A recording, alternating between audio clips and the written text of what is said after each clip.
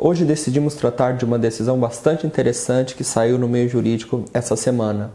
Saiu uma decisão, ela foi proferida pelo TST, pela qual julgou nulo um contrato de experiência, pela qual um funcionário trabalhou durante 7 anos numa empresa durante um primeiro contrato, foi dispensado, 3 meses depois ele retornou para essa mesma empresa com um contrato de experiência.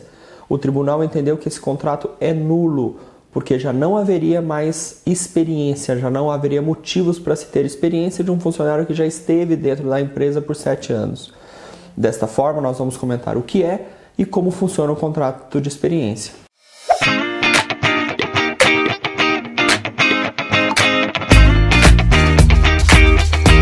Para quem está no mercado, para quem procura emprego, sai de uma empresa, entre outros, fatalmente conhece o famoso contrato de experiência.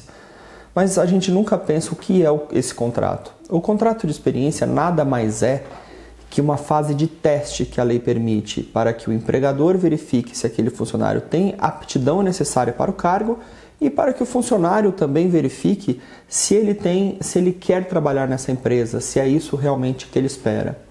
A par dessa situação de teste, a lei cria uma possibilidade jurídica para que as partes se entendam e verifique, dentro deste prazo de no máximo 90 dias, verifique se realmente são essas as expectativas de ambos os lados. É muito importante a gente destacar nesse sentido que o contrato de experiência ele deve ser um ato formal, ele não pode ser inventado, posteriormente. Então, quando a empresa tem o intuito de focar em um contrato de experiência, é importante que no começo da sua contratação esse fato seja claro, seja explícito e que seja efetivamente demonstrado que ele passará por um período de experiência, por um período de provação.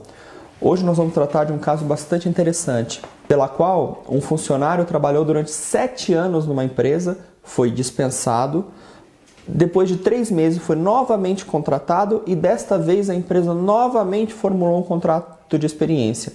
Ele ficou apenas os 90 dias do contrato de experiência e depois a empresa simplesmente rompeu, ou seja, não quis prosseguir com este contrato de experiência. O TST, o órgão máximo da Justiça, entendeu que este contrato de experiência ele seria nulo. Por que ele seria nulo? Ele seria inexistente, porque não seria lógico você testar um funcionário que já foi testado, que já era conhecido da empresa por mais de 7 anos, em um segundo contrato. Dessa forma, o tribunal entendeu que esse contrato, por ser nulo de pleno direito, a empresa deveria pagar todas as verbas rescisórias para esse funcionário como se fosse um contrato por prazo indeterminado. Neste ponto, é importante a gente esclarecer o seguinte: por ser um contrato por prazo determinado, por a lei prever essa experiência como uma ordem jurídica, como uma possibilidade jurídica, a empresa que não quer continuar com o funcionário após os 90 dias de prazo, ela pode simplesmente não querer renovar esse contrato, querer não prosseguir com esse contrato. Então ela vai pagar as verbas rescisórias básicas, tais como saldo de salário, 13º proporcional, o funcionário terá direito a sacar o fundo de garantia, mas não pagará as verbas indenizatórias, como aviso prévio indenizado, multa de 40% e as demais verbas. Então, neste caso, por ser um caso bastante interessante e emblemático, a Justiça entendeu que não haveria lógica, que o espírito da possibilidade de você ter um contrato de experiência, nesse caso concreto, ele foi violado. Por quê? Ele já era um funcionário testado, ele já era um funcionário que já com pleno conhecimento de como ele trabalhava. Então, neste caso, a Justiça entendeu como inválido o contrato de experiência. A empresa, de forma bastante inteligente, bastante lógica, debateu a legalidade disso, informando e debatendo perante a Justiça que isso seria um contrato plenamente válido, que não existe proibição para um novo contrato de experiência para um funcionário. No caso concreto, a empresa debateu também que a experiência seria plausível porque ele havia sido admitido para uma nova função. Aqui houve diversas matérias, diversos debates, mas acabou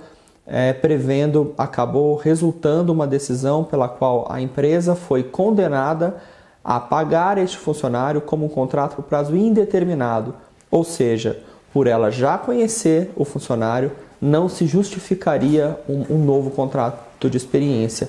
Infelizmente, essas são situações corriqueiras e essa decisão do TST, ela possivelmente irá nortear a nossa justiça e contratos de trabalho com essas mesmas características. Aqui. Exato, Né? exato. Esse é um critério importante, creio eu. Exato. O que acontece muito, o que normalmente as agências do INSS exigem, é que, em geral, por parte da construtora, se tratando de um imóvel na planta. E quando não existe culpa? Por exemplo, o consumidor, o adquirente, simplesmente